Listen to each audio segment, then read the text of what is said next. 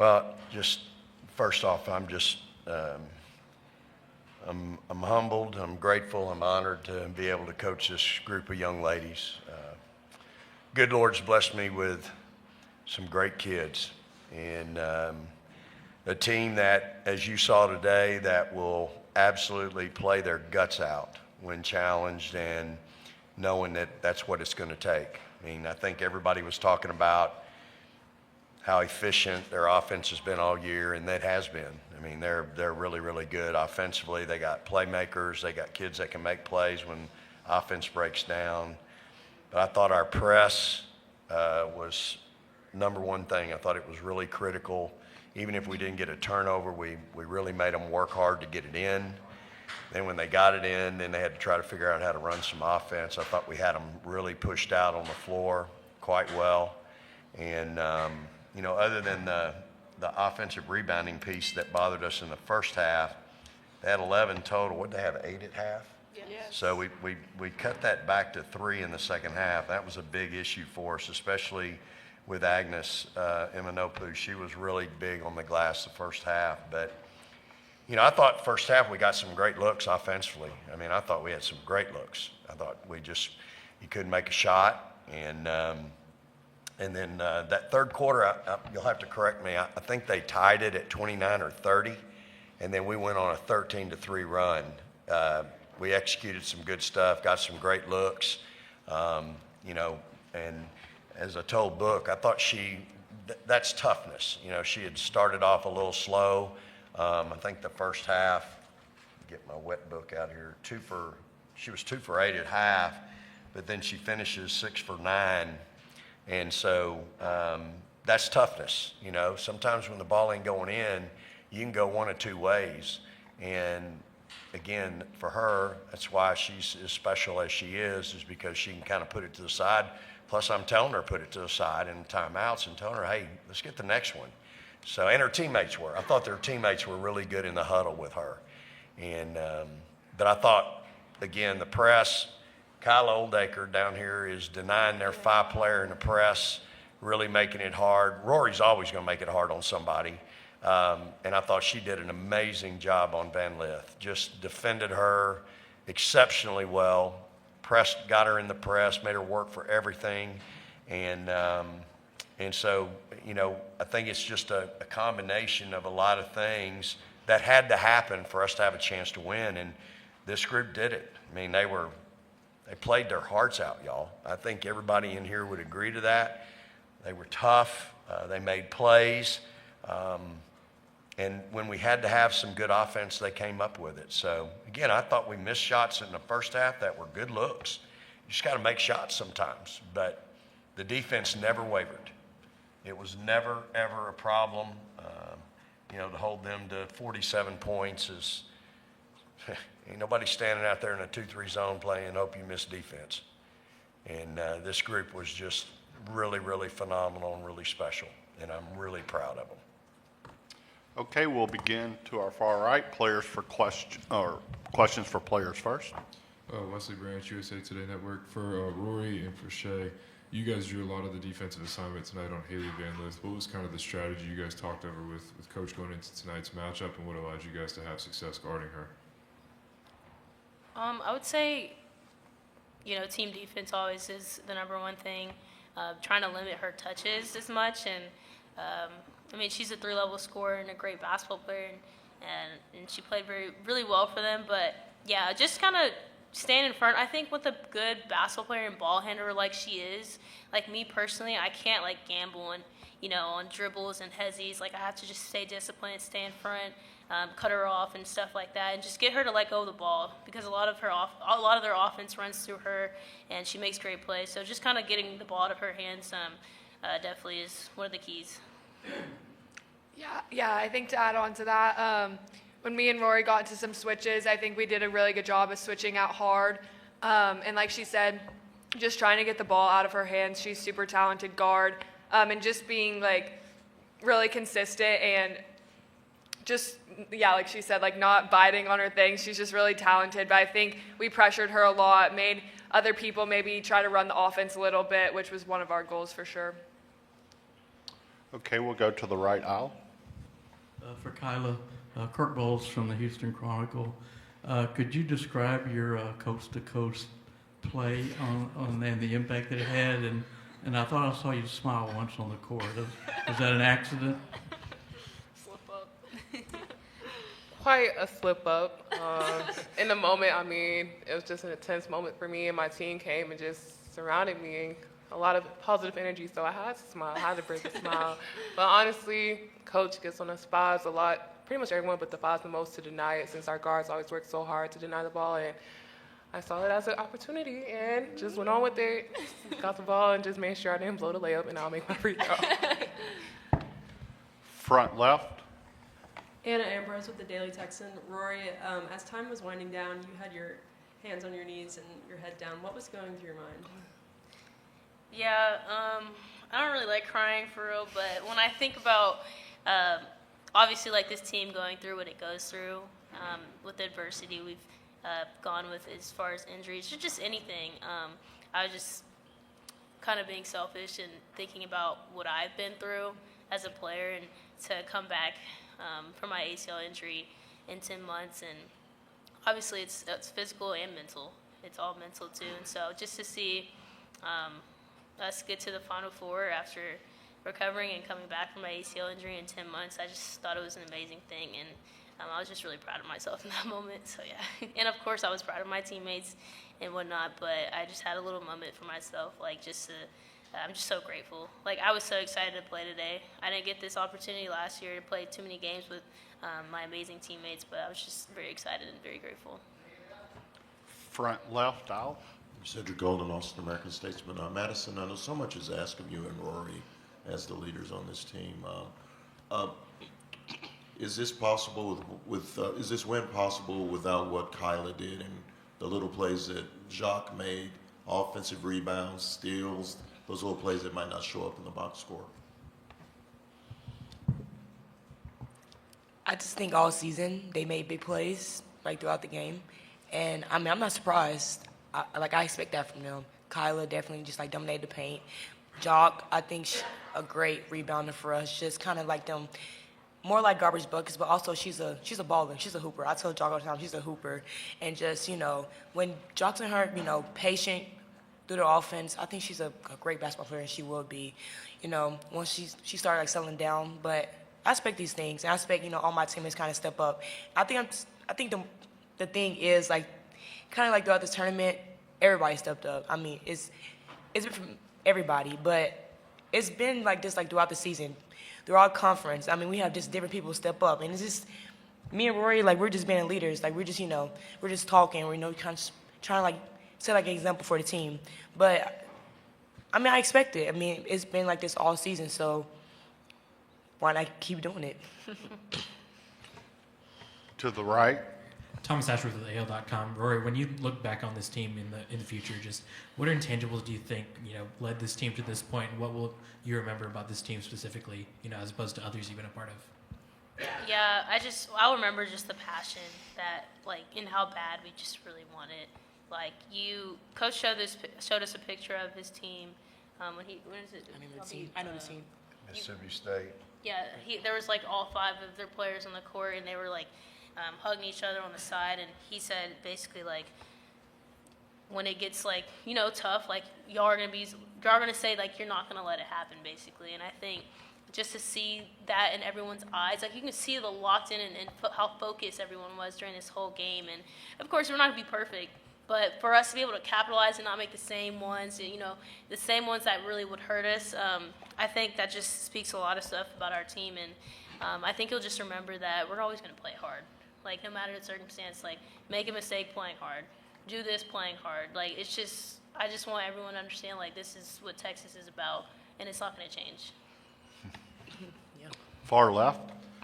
Madison, in October, we were asking you all what the team goals were for the season. You said the first goal was to get over the Elite Eight hump. I'm kind of wondering, how does it feel to accomplish that, and what's next for this team? I know I mean, I was trying to tell somebody it means a lot to us, but I think it means a lot more to Coach Schaefer. I mean, if y'all just had a camera just kind of following him around, like a day in life of Vic Schaefer, I just think that you'll be at the gym all day. You'll be in his office watching film with him all day. And just the dedication that this coach has and just like the want he wants for us, to be a great basketball player, especially a great team, like, I think he deserves it. Like, he puts in the work. I mean, and he's not playing a minute right now. We are.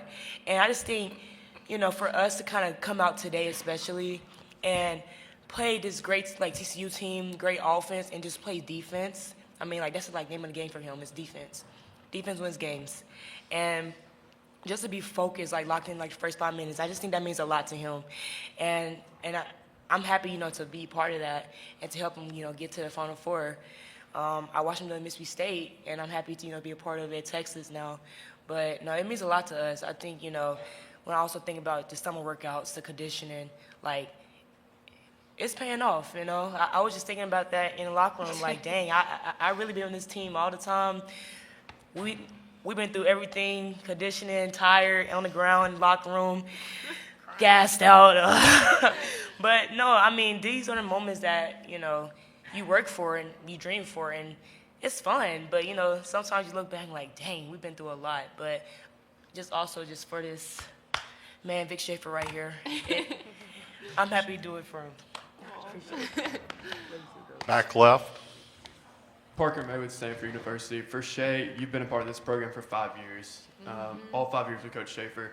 What does it mean for you to finally get to the Final Four as your roles continue to increase? Yeah, I mean, it means everything to me. I know it means everything to every single one of us. Being able to be here for 5 years, I've gotten to see Rori's whole career. I've gotten to see Coach Schaefer's whole career at Texas. I'm just so blessed and so grateful for the experience. We've made it. This is my 4th time in the Elite Eight, which is that's a blessing in itself. But to be able to go to the Final Four with Coach Schaefer, my last year, it's so special. This is something I'll remember forever. Tell your kids about. It's one of those moments. And I'm just so blessed, honestly. Far right. Ben Pickman with The Athletic over here. 2 for Rori. One is just what was it like having Vic still give you directions and pointers as you climbed up the ladder about where to cut the net down and how to do that? And 2, just now that you have advanced to the Final Four, how do you reflect on some of the Elite Eight losses that you've been through and that you guys have been through in this moment? Yeah, to answer your first question, he's always going to be looking after us for sure in every situation, even climbing up a ladder. So, which is actually kind of dangerous, but he was going to be right there just in case. So I appreciate him for all of that. But that kind of just shows you what type of person he is, not what type of coach, but what type of person he is. And but as far as your second question, can you ask it again? So I can gather my thoughts. Sure. I mean, you were talking about kind of your journey and all that you went through in the last 10 months, but over your career here, coming up short in the Elite Eight you guys have, just how do you kind of put those losses in perspective in this moment? You only come up short once. Yeah, we always kind of complain about it internally within our team, how we're tired of not getting past that Elite Eight game. But when you think about it, that's a really tough game to get across. And so we shouldn't be too hard on ourselves, but obviously we have a standard here, and our standard is what we're doing right now. And we're here for a reason. That's what I say. We're here for a reason. We worked hard for a reason. Everything happens for a reason, and we put our faith into that. So. Our final question in the room to the left. Yeah, Mike Vopel, ESPN.com. Rori, if my math is right, I think you were 2 months old the last time Texas made a Final Four in 2003. I know you guys all see Coach Conrad around and you have been, reminded about Texas's history.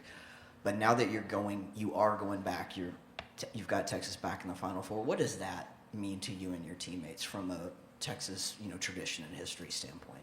Yeah, Coach Jody, she's the standard. Her being around us, I get the vibe. She has that aura to her. And so, she laid the foundation for us. And, yeah, I guess when you look back and see how long it has taken, and to see that we've been to all the tournaments while Coach Schaefer's been here, the Elite Eights, won a SEC championship, a Big 12 championship. There's a lot of things that are changing around here. And I think, obviously, like I said, we're just laying more of that foundation and increasing our standard every day. So, yeah. We're going to go to Zoom and take a question from Corey.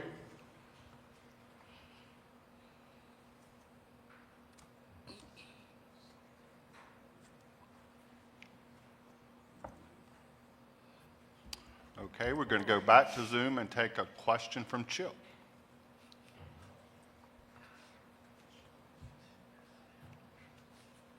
Chip? Yeah. Okay, ladies, thank you. You're Upset. dismissed. Thank you. Appreciate it. That was a good one. Oh, my legs.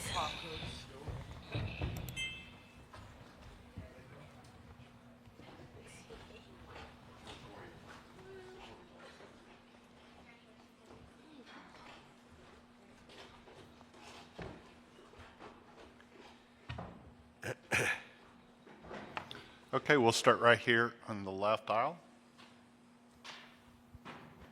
Hey, Coach, Doug Farmer, DAP. Congrats on making the Final Four. I have Thanks, two Doug. for you. The first one is, I think you're the fifth coach to lead two different teams to the Final Four in the history of the game. What does that mean to you? Since Gary Blair, one of your mentors, is one of them. And the other one is, I know you've had plenty of time to think about it, but does it help you playing at South Carolina in the next round with a less day to prepare for them, and you obviously know them pretty well? Yeah, Doug, I'm just honored, man, to be here. I'm so honored and so humbled. I'm so grateful. God's blessed me with a 40-year career coaching this great game, coaching these kids. I mean, they're amazing. And it's hard. I've said this a bunch. Winning's hard, man. People think it's easy till it ain't. And it's just, I thank the good Lord every day that he kind of showed me this path in my life and my career. I mean, it ain't, there's difficult days and, you have challenges with kids, but they're kids. I say it all the time, we're in the kid business. And, but I'm really humbled and honored that he picked this path for me and that hopefully I've been able to instill some work ethic and some, what commitment and loyalty is into some young people that they can pass it on, because as you know, it's becoming more fleeting in life. The standard has changed so much in our society, it seems like, and yet I haven't. Because I haven't, it's hard, I can tell you. It's just, Rori's parents, incredible, so supportive. Shay's, so supportive. Madison, Kyla. Like, I have some unbelievable parents that are just incredibly supportive. And I've been fortunate with that really in my whole career. Like, Tara McCowan's mom, Tracy, was just off the chart. So just really been blessed, It's, I look back and see the things that I've been able to see, experience, like today. I mean, I knew this team was good enough. I've been trying to tell them for 5 months they're good enough. And to see it come to fruition for them, it's what it's all about for me. To see the joy on their face. Did you see how hard, like, those kids played today? Like, Rori Harmon was, Van Lith, I promise you, you ask her what gum she's chewing, she'll be able to tell you. And, but that's what it takes. And to be able to impart that on kids and then get them to go do it, it's really, really gratifying and very rewarding. As for your second question, I mean, obviously, I think in 17 we had played them 3 times also before we played them in the Final Four. I think that was our 4th time when we played them in the national championship game. So, we've obviously have, we've had some experience with them. We played really well at our place. We had a bad quarter in the SEC tournament. They really came out and put it on us the first half at their place. So we have tons of experiences to draw from and learn from. But again, we've got to learn and we've got to be different. And, that's the thing about their team, Dawn's teams, is that, you're going to get the same from them that you try to impart on others too. They're going to be tough. They're going to be aggressive. They're going to be physical. And if you don't bring an edge with you to that fight, you ain't going to be much fun. And so I think that's what our kids have come to know and learn. I've known it for a long time. I've had to, I've got several experiences with them. So, but for a day, I'm going to let these kids enjoy this. Tomorrow, we'll have a plan. And there's no question in my mind, these kids will embrace the opportunity. Front left.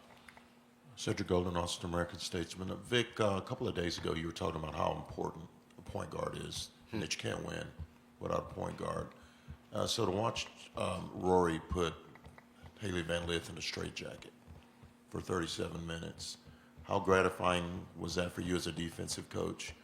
And also, what were your conversations like at the half when they closed with that 7-0 run? You couldn't wait to get off that bench and get to that locker room. Yeah.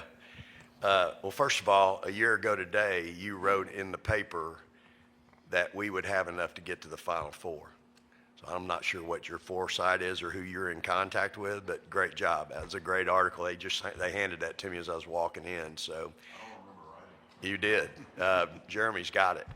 He handed it to me as I was walking in. He goes, Cedric wrote this article a year ago today that said Texas has enough to get to the 25 Final Four. So, as far as Rori goes, yeah, I got you.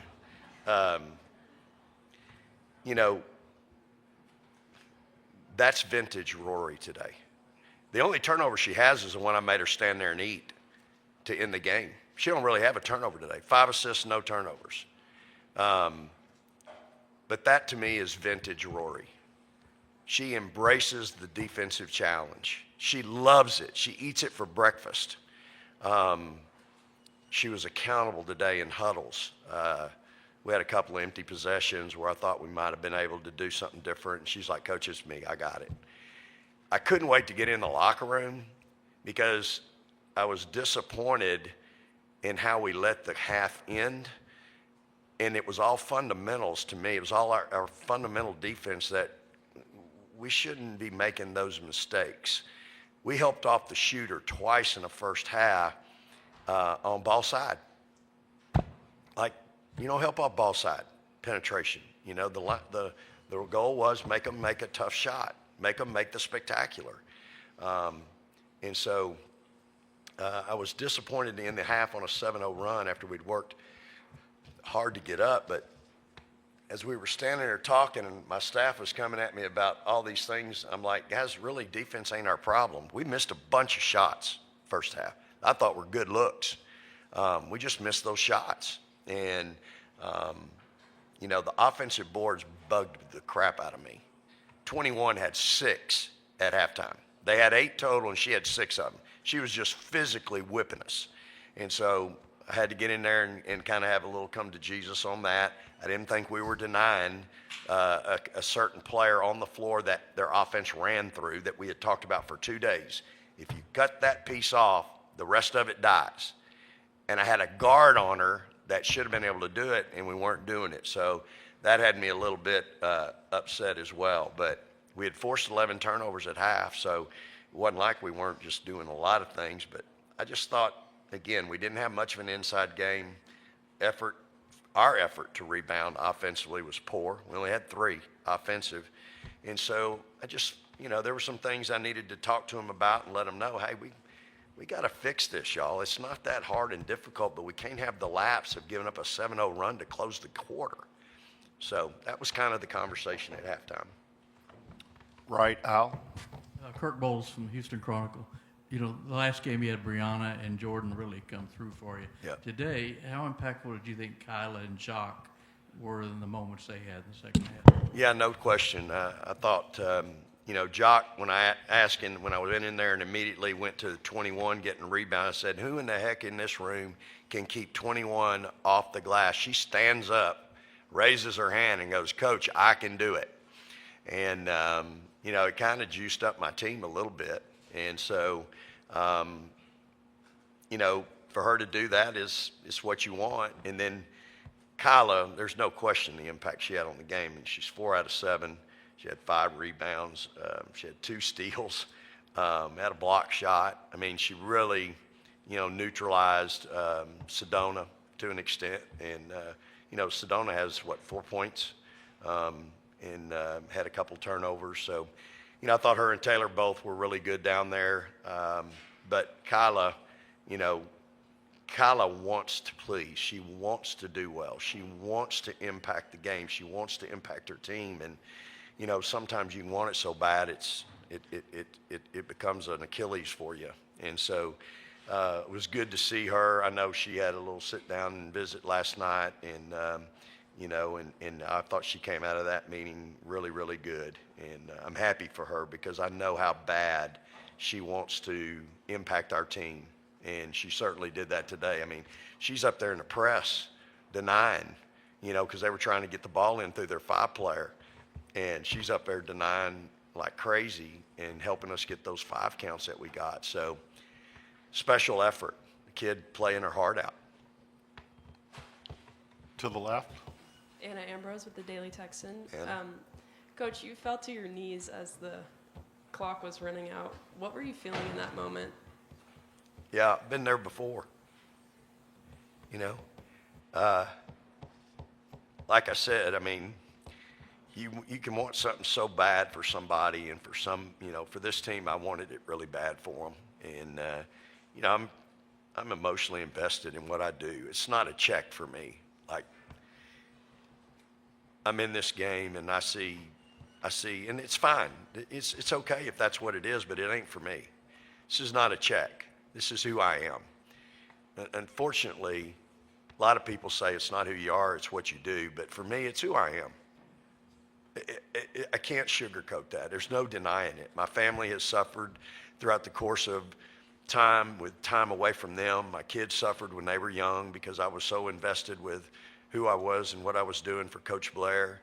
And but this is the life I've chosen to live. And so when you're sitting there and the minutes are ticking off, the seconds are ticking off, and I have so much pride for my kids. Like, I'm so proud of them, how hard they played today. Like, anybody that watched that game today, when they turned the TV off, they had to go, wow, that freaking team plays their ass off. Excuse me. But you just have to admire them. And for me, I was just giving thanks to the good Lord for blessing me with them and for that moment, because I take it as a real blessing. These times are fleeting, y'all. People want to talk about, well, you've been here 7 out of the last 8 years, and, you didn't make it 5 of the years. But, we did make it 2 of them, and they were pretty good teams. And, but that's the media, right? I mean, everybody's got their own opinion about things. When we walked out of the championship game at the SEC tournament, you got people wanting to complain about my offense, and we can't make it to the Final Four because of our offense. Well, I've watched other teams play, and they're scoring 50 points, 54 points, and ain't nobody complaining about their offense. But that's just the scrutiny that I guess I get, my team gets. I don't know. It's not very fair, but that's the world, right? That's life. So you just put your head down and you go to work. You do what's got you where you've gone. And you know what? In my mind, it's what's helped us win. My kids embrace it and they love it. And so, we can be better. Certainly, we can be better offensively. We can be better in a lot of things. We can be better going to offensive board. We used to be really good going to the offensive boards. 2 months ago, we were one of the best teams in the country. We got 40-something% of our offensive misses. We've kind of lost that edge a little bit. I got to help them get it back in about a 3-day time. So, but, I was just grateful and thankful. I felt blessed by the Lord, and I felt like I needed to thank him and honor him. Far right, final question in here. We're here, Ben Pickman with The Athletic. 8 years ago today, Mississippi State beat UConn to pick up that programs and your programs first ever Final Four victory. You know, 8 years later, obviously, you get Texas back to a Final Four. Just how do you kind of reflect on your own life journey from that point with Mississippi State to this night tonight? Yeah, that was a pretty special moment.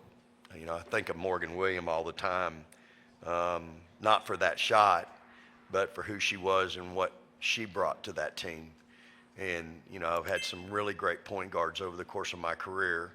And certainly to be in American Airlines Arena and for her to make that shot and hear the roof pop off that place was pretty special. Anybody that was in that building that day, they'll know what I'm talking about. But, you know, it's not just an 8-year journey for me. It's really, you know, in 2012 when I went to Mississippi State, I had so many of my colleagues think I committed career suicide.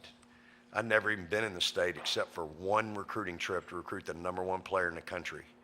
That's the only time I'd ever been there. I didn't know a soul. You want to get uncomfortable? Go take a job for the last place team in the SEC. They just lost 6 seniors, which was probably a blessing because it was a 14 and 16 team. You got no staff hired, and you really don't have much returning on your team. Great kids, but obviously there's a reason why things happen the way they did. But you want to get uncomfortable, take that job. Drive down Highway 12 every morning, go into the office with no staff and no team. And this is your first opportunity to be a head coach in the Southeastern Conference. As I tell my players all the time, you're only going to reach your full potential if you get uncomfortable. It is the worst. I told them this last night. Being comfortable is the worst addiction in life. And I told them this last night. Being comfortable is the worst addiction in life. And it's so hard, especially with young people, because they just don't want to be uncomfortable. For me, I had to get uncomfortable to, again, I'm not sure I've reached my full potential. I hope I haven't. I try to learn something every day. But to be able to get to where I am now in 2012, 13 years ago, you know, and now to be at Texas, and, you know, as I told y'all yesterday, I see that banner every day in the practice facility, 2003, 34-0 national champions. Or not 2003, 1986, but there's a 2003 for the last time they were in the Final Four. I see it every day. And when I took the job 5 years ago, that was something obviously was on their mind, and it's something that's been on my mind. It obsesses you. You're obsessed with it. It's the only way you're ever going to do it. Like if you just think about it 5 months out of the year, you're never going to get there. It has to be something you live, eat, breathe, sleep every day, 365. And when you do that, it is a miserable way to live. Because people suffer because of your passion, you know? And so, but these kids, it's why I do it. And you know, for them to, you know, they know I'm up at the office. They know I sleep there at times. They know when I hadn't changed clothes the next day and I'm in the same thing to practice in I was in the day before. It is what it is, y'all. But as long as I'm doing it, you can rest assured they're going to get my best shot because it ain't never going to be a check for me. And so this is my passion. This is why I do what I do. And, you know, like I said, I've been really blessed.